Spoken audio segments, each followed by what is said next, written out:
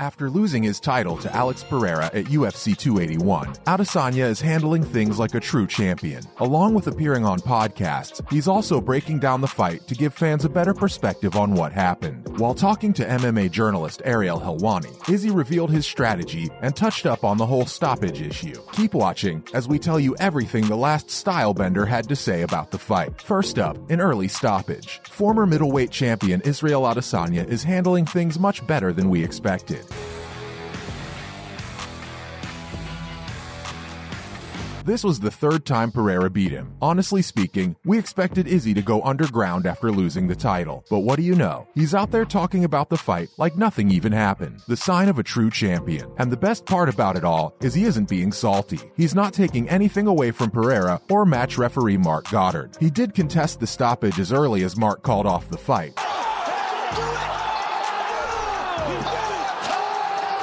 But that was probably in the heat of the moment. He later said he didn't have any beef with the referee, but the stoppage wasn't necessary since he was fully conscious and aware of what was happening. Mark did a good job, but you see, when I get up, I'm fine. I was lucid. I didn't get rocked. I got hit against the fence, and my thought was, escape, laterally, either left or right. That's exactly what we thought as well. Now, Alex hits like a truck. There's no doubt about that. But the fact that Izzy could take his best punches without folding is just amazing. And the last sequence that prompted Goddard to call off the fight was also super impressive, but it wasn't enough to put away the former champion. We're not going to take anything away from Alex though. He did a really good job, but it seemed like Izzy had the edge that night. Next, a strategic performance. Regardless of the result, Adesanya put on a better strategic performance at UFC 281. Self-protected. When I tell you to stop, you stop.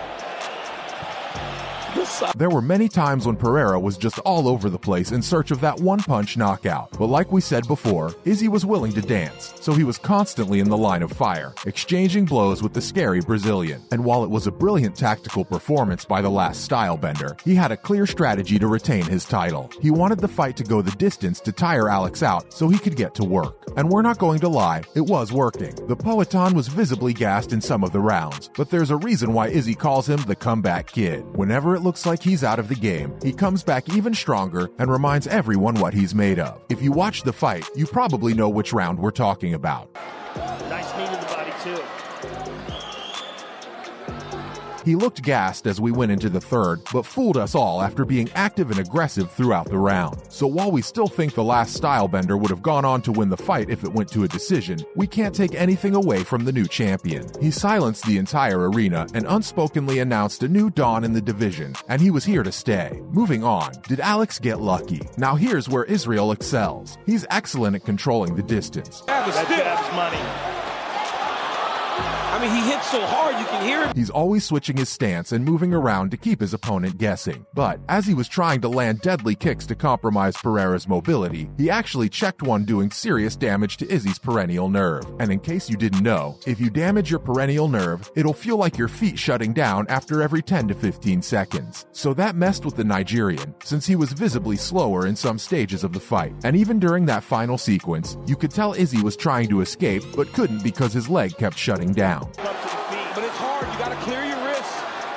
Otherwise, Izzy just pulls you back to the... We don't want to take anything away from the Brazilian, but since Adesanya's leg got compromised in the first round, he was clearly fighting at a disadvantage. Also, that he could survive that long while his leg switched on and off is incredible. We're not sure about you, but we think it calls for a rematch. Adesanya also appeared on the Flagrant podcast hosted by Andrew Scholes and talked about how he feels super confident about beating him if they ever fought again. When Scholes asks how often he plans to fight this guy, Izzy replies by saying, as long as it takes. We're pretty sure this rivalry is making Dana jump with excitement since it's finally given the middleweight division that much needed spice. Following up, another KO. This is the third time now that Alex has put away Izzy. He did it twice during their kickboxing days, including a brutal knockout that's still viral.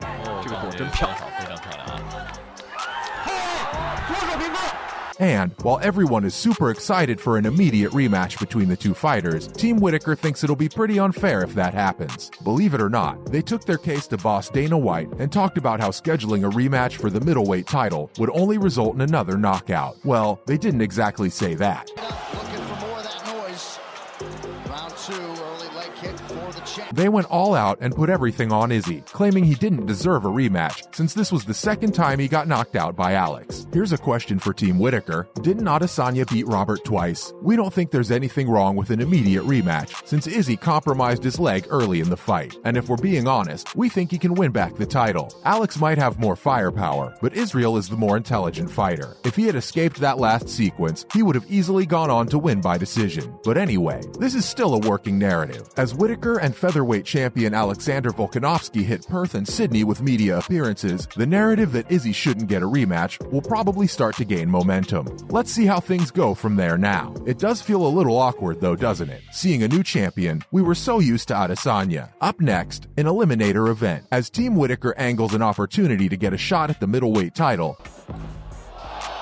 Stiff jab from Whittaker, backs Adesanya up. It seems they aren't thinking things through. As Whittaker gears up to take on Paulo Costa at UFC 284, the Aussies team wants the event to be an eliminator. Whoever loses is out of the race, and the winner gets a shot at the title. Alright, fair. There's nothing wrong with that, but did they fail to realize how the UFC can never take up that offer? Because you also have to entertain the possibility that Robert will lose the fight, right? And if he does, it means Costa is the next fighter to get a shot at the title. You're probably wondering now, what's wrong if Costa gets a shot at the title? Well, the guy doesn't have a single win over anyone in the current roster. Everyone he's won against isn't even at the UFC anymore, so giving him an opportunity like that doesn't make sense because Adesanya is not only higher up in the rankings, but he's more deserving. Paulo is an insane record, and we think he's a super exciting fighter, but he still needs to prove himself before getting a shot at gold. And as for Whittaker, he's deserving, no doubt about it. But Izzy defended his title like what, 5 times? You can't deny the man a rematch now, can you? Last but not least, Dana's on board. Now let's get one thing straight here. Dana is always going to think like a businessman. Well, he just got knocked out.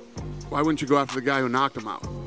He's going to make fights that sell out and fill arenas. And if we're talking about a Robert Whittaker versus Alex Pereira fight, it just doesn't cut it. These men have no history. There's no bad blood or anything like that. And we get the fact that Izzy and Alex have fought twice, but 2 of those fights weren't even at the UFC. People want to see it happen in the UFC. Dana has already entertained the idea of a second fight between the 2 fighters, but still needs time to think it through. Also, look at it this way. Imagine Whittaker wins over Costa at 284, and Izzy goes through a hellish rematch with the Brazilian but wins the title. Then we'd have an action-packed Izzy versus Whittaker fight, and that's bound to do the numbers. White is probably trying to think of something similar since there's finally some drama in the middleweight division. Let's see. We think the rematch will happen whether Team Whittaker likes it or not. That's it from our side, folks. So what do you think? Would Izzy have won the fight if he didn't hurt his leg? Let us know in the comments below. Remember, don't forget to hit the like button and subscribe to our channel for more exciting videos in the future. Thanks for watching, guys, and we'll see you next time.